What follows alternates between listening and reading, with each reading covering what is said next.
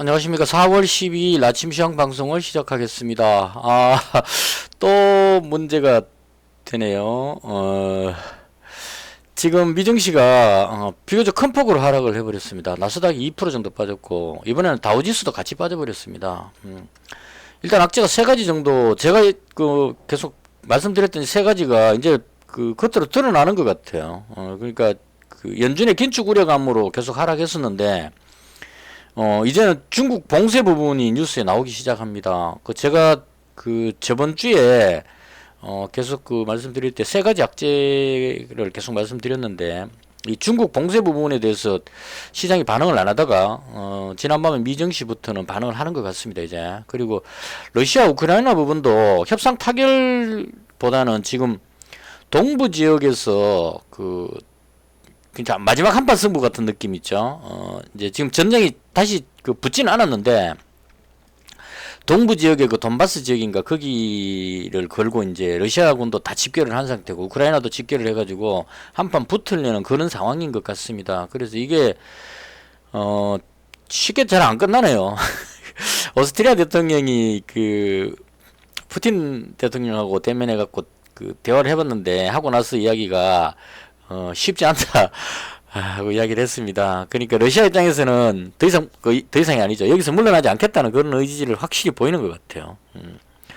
동유럽 지역에 러시아도 사실은 뭐 그냥 괜히 그냥 뭐 가만히 있는 나라를 공격한다기보다는 우크라이나가 이제 나토 가입 뭐 이런 거 EU 쪽하고 자꾸 붙으려고 그러니까, 우크라이나까지 만약에 나토 유럽 어떤 연합이 들어와버리게 되면 모스크바 바로 눈앞에 지금 들어오게 된다는 얘기죠. 우크라이나가 그만큼 이제 러시아하고 바로 이제 붙어 있는 상태다 보니까, 그래서 러시아 입장에서는 계속 밀고 들어오는 이 부분을 그냥 좌시하지 않겠다, 이걸 강력한 의지를 보이는 것 같아요. 그래서 이걸 계속 방치했을 경우에 우크라이나까지 나토 가입이 돼버리면 크림 반도 쪽하고 흑해 쪽하고 이쪽이 다 날아가 버리기 때문에, 러시아가 사실상 북쪽에 있는 시베리아 쪽은 쓸 땅이 별로 없죠. 그러니까 쓸만한 땅이 이제 다 날아가 버리기 때문에 러시아 입장에서도 양보할 수 없는 한판 뭐 이런 개념인 것 같습니다. 그래서 이 전쟁이 아직까지 끝난 게 아니다, 협상적으로 가기에는 아직까지 한 판 더 붙어봐야 되겠다, 이런 생각이 듭니다. 남은 나라 전쟁 가지고 이야기하기 참 그렇긴 하지만, 일단 뭐 투자하는 입장에서는 전망을 할 수밖에 없죠. 그래서 안타깝지만 심각한 어떤 전투가 한 번쯤 더 일어나야 될 것 같다. 그래서 이 세 가지 악재가 그대로 다 남아있다, 이런 느낌이 듭니다. 그래서 상당히 어렵네요. 지금 어제 제가 방송할 때 여기서 좀 덜 올리려는 모습이 나올 것 같다고 예상을 했는데, 제 예상과 완전히 반대로 갔습니다. 뭐 덜 올리는 거는 고사하고 갭으로 떨어져 갖고 뒤로 밀어버렸거든요. 그래서 이렇게 되면 이제 1파 하락에 덜 올리지도 못하고 2파 하락 가기 때문에 이런 느낌이죠. 여기서 보시면 1차로 빠지고 나서 이때는 그나마 약간 덜 올리게도 했는데, 다시 깨고 내려갈 때는 엄청나게 많이 빠져버리는 문제가 나옵니다. 그래서 보통 한번 빠지고 나서 덜 올릴 때 실패하고 나면은, 이거 제가 보는 기준입니다. 대체로 이건 뭐 차트 이런 거 제가 전문이 아니라서, 여기도 보시면 상봉 느낌으로 지금 딱 걸어놓고, 그죠? 올리려고 하다가 밀리고 다시 올리려고 하다가 밀렸을 때 좀 강하게 빠지면 지금 비슷하죠. 올리려고 하다가 밀리고, 여기서는 제가 다시 덜 올리는 모습이 나왔을 때 올려봐야 이 선을 못 넘고 꺾일 것이라고 이야기해서 니까지 잘 맞았어요. 그래서 꺾였는데, 이게 꺾이고 나니까 이제 강하게 빠져버렸습니다. 그럼 여기서 쳤을 때 상봉에서 못 지키고 빠졌을 때, 강하게 빠졌을 때 다시 못 들어올리면 아주 깊이 빠진다는 얘기가 됩니다. 그래서 이런 흐름으로 지금 빠진 거다, 이렇게 보시면 돼요. 그래서 이게 쉽게 들어올리기 어려운 상황이 되어버렸습니다. 이제 이 빠진 부분 때문에 이 물린 사람들 입장에서 봤을 때는 지금 손실이 크기 때문에 손절해야 되는 그런 상황이 된다는 얘기입니다. 매수하려는 사람 입장에서는 안 사고 싶죠. 지금 이 그림에 여기서 위로 올라가겠다 그러고 살려는 사람이 없다는 얘기입니다. 악재가 지금 세 가지가 다 크기 때문에. 그래서 살려는 사람은 멈칫해갖고 좀 더 기다리지 뭐 이런 생각일 거고, 팔려는 사람은 지금 가지고 있는 손실이 크기 때문에 이걸 어떻게 정리해야 되나 엄청나게 고민하고 있는 그런 시점이다, 이렇게 봐야 될 것 같습니다. 그래서 어제 저녁 때 제가 방송했던 지지를 받을 것 같다고 말씀했던 부분은 완전히 틀렸다. 그래서 틀렸기 때문에 제가 가진 포지션도 제가 예상했던 것과 시장이 반대로 갔기 때문에요. 완전히 모든 것을 정리해야 되지 않을까, 이렇게 생각을 합니다. 그럼 무엇보다도 지금 이 부분이 계속 걸려요. 중국 증시가 어제 빠져버렸다는 겁니다. 이게 지금 상하이 봉쇄 조치가 지금 상당히 긴 시간 동안 봉쇄를 했는데 그럼에도 불구하고 확진자가 2만 6천 명대에서 내려오지를 못하고 있습니다. 그리고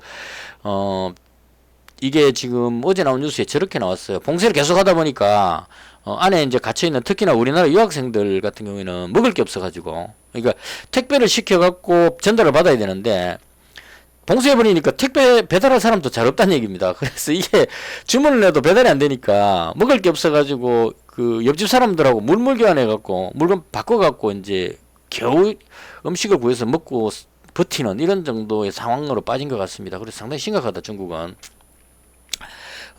그 코로나에 대해서 강력한 봉쇄를 하기 때문에 그 피해가 지금 점점 커지고 있고 그래서 안 되겠다 싶어서 그런 것 같아요. 봉쇄를 3단계로 나눠 가지고 그 확진자가 발생된 지역은 강력하게 봉쇄 지금처럼 하고 그다음 확진자가 없는 그 인근 지역은 중간 정도 단계 봉쇄 뭐 이런 느낌이에요. 제 구체적인 건 제가 알 필요가 없죠. 중국 일이니까. 그다음 좀 더 안전한 지대는 좀 더 풀어주는 이런 식으로 3단계로 봉쇄를 이제 조정한다 이런 뉴스를 봤는데 이게 이제 앞으로 어떻게 될 거냐를 예상해 봐야 될 겁니다. 제가 생각할 때는 이렇게 하게 되면, 봉쇄 효과가 떨어지게 될 겁니다. 어쩔 수 없어서 그렇게 하는 건 이해가 돼요. 다 봉쇄하면 거기 있는 사람 중에 굶어 죽는 사람이 생기니까. 그렇다고 해서 거기다 뭐, 배달할 사람도 없는데, 뭐 군인을 투입해갖고 먹을 거 갖다 줄 수는 없는 입장이라는 얘기죠. 그래서 이게 안 되다 보니까 봉쇄를 일부 푸는 그런 느낌으로 가는데, 이게 우리나라 오미크론 확산을 봐서 알겠지만, 워낙 빠르게 움직이기 때문에 약간 풀려가지고, 예를 들어서 지금 강력 봉쇄 말고 뭐 3단계니까요. 3단계 쪽에 있는 지역에 있는 그 부분에 확진자가 있었다고 가정한다면 여기서 확진자가 추가로 발견되는 그 시점에 그 확진자가 나오게 되면 그 주변에 벌써 다 퍼져버렸다는 얘기입니다. 그래서 거기를 강력 봉쇄를 하더라도 거기서 벌써 많은 사람들이 확진자가 퍼져버리는 이런 상황이 나오기 때문에 봉쇄 조치만 가지고는 코로나를 따라잡는 건 어렵지 않을까. 이게 개인적인 생각입니다. 그래서 이게 우리나라 같은 경우도 포기해버렸죠. K 방역이고 나발이고 뭐 그냥 그냥 가자 이래갖고 왜냐면 이제 그 위험도가 낮다 보니까 한번 싹 지나가는 수밖에 없다 이렇게 하고 이제 그 면역 관련으로 가는 겁니다. 그러니까 이제 제가 봐도 저희 아들도 그 확진됐었는데 그냥 치료가 됐습니다. 병원 안 가고 운동 열심히 하고 뭐 젊은 사람들은 그냥 목이 좀 따끈따끈한 정도 이렇게 해서 이제 넘어가 버리는 것 같아요. 그래서 그 걸리고도 지금 확진자 안 잡히는 사람도 상당히 많다고 봐요. 왜냐면 확진자 안 잡혀도 그 감기 정도인데 뭐 굳이 내가 뭐 뭡니까 격리 당하고 이렇게 하기 싫어가지고 뭐 또 예를 들어서 택배 배달이나 뭐 이런 일하는 사람 입장에서는 확진자로 신고하게 되면 일을 못 나가죠. 그러니까 뭐 약간 감기 걸렸는데 우리가 일을 못한다 이건 좀 아니니까 뭐 그냥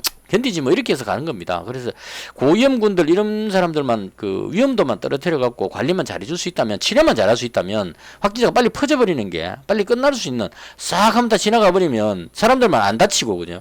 뭐 감기 정도 걸려갖고 싹 지나가다 독감이 한번 유행했다 그럼 겨울에 독감 유행하고 나면 봄 되면 다 해결이 되죠. 그런 개념으로 지금 확진자가 싹 지나가고 나면 그 다음에 빨리 끝날 수 있다. 이제 다 걸려버렸기 때문에 더 이상 걸릴 데가 없다는 이런 의미가 될 수 있을 겁니다. 그리고 계절이 지금 벌써 4월입니다. 봄으로 들어가기 때문에 이번에 확진자 부분은 이제 끝날 때가 됐다. 계절적으로. 그래서 그런 관점으로 이 말씀 드리는 이유는 중국도 그렇게 가야만 할 것 같다 이런 얘기입니다. 근데 이게 문제가 되는 게 중국은 확진자가 늘어나면 자꾸 봉쇄를 하기 때문에 그렇게 들어갔을 때 엄청난 혼란이 올 수 있다는 얘기죠. 세계의 공장이라고 할 수 있는 중국이 멈춘다. 이건 좀 심각한 문제니까 그런 부분들로 인해서 지금 중국 증시가 빠지는 이 부분으로 인해서 어제 제가 미국 선물지수 빠지는 걸 이해를 못했었어요. 왜 빠지는지를 찾을 수가 없었다고. 근데 지금 오늘 빠지는 이 부분을 보고 나서 이제 느끼는 거는 중국 봉쇄 부분이 영향을 주고 있다. 단순하게 금리 인상만 가지고는 이 정도면 빠질 만큼 빠졌거든요. 그래서 여기 추가로 더 빠지는 거는 중국 봉쇄 부분, 그 다음 러시아 동부 지역에 거기에 그 우크라이나 동부 지역에